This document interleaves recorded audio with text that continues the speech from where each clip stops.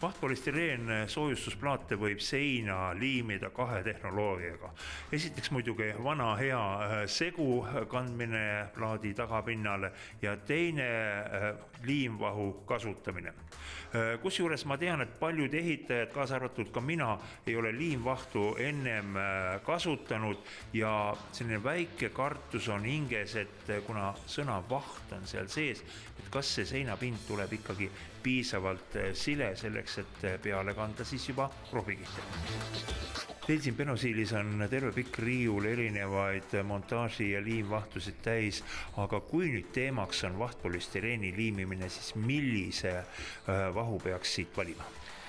Ma arvan, et Polysterolfixi või Speedfix Constructioni, mis on meie uus toode. Uuel Speedfix Constructionil on see toodete ja materjalide, liimitavate materjalide spekter tunduvalt laie ja kasutusalad tunduvalt laie. Üldiselt on mõlemad liimvahud väga minimaalse paisumisteguriga ja järelpaisumisega. Liimvaht kantakse alguses materjalile, lastakse paar minutit seista, toimub vahu eelpaisumine ja ta lõpeb. Sel momendil ongi see kõige õigem aeg vahtpolüstireen paigaldada seina. Kogu seda soojustust on võimalik korrigeerida circa 5 minuti jooksul. Et väike nihutamise aeg on? Absoluutselt, jah. On veel hiljem vajalik teha ka selline mehaaniline kinnitus, mingid tüübid sisse panna? Välisseintel, kui on pikad silded, kui see polüstireen läheb hiljem katmisele, oleks vaja teha täiendavad kinnitused, mehaanilised kinnitused. Ma ei ole veel ise proovinud, aga ma olen kuulnud juttu, et Benosiilil on olemas liimvaht, millega müüri laduda. Täpselt nii. Uus Speedfix Construction on mitmeotstarbeline, sellega saab paigaldada nii soojustust, paigaldada aknalauda kui ka laduda müüri.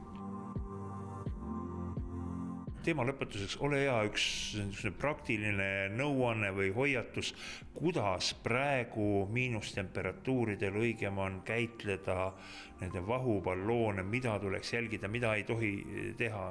Jah, inimesed teevad tõesti, ostavad poest, jätavad selle ehitusobjektile vedelema, ootama oma aega autopagaasnikusse.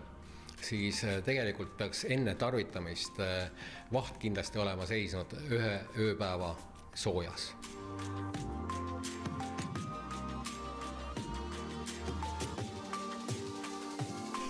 Ja teema lõpetuseks tahaksin rõhutada, et tegi saite praegu siit Benosiili tooteriiulist pilgu üle lasta ja näinud olete, kui palju on erinevaid tooteid ning rõhutan veel kord eriti seda.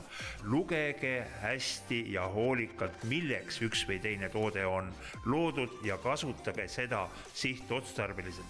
Kui tekstist aru ei saa, siis sealt kuskilt leiate väikese telefoninumbri ka või leiate selle internetist, helistage toote esindajale ja ta selgitab teile, kuidas ühte või teist toodet kasutada. Ainult nii saate kätte parima tulemuse.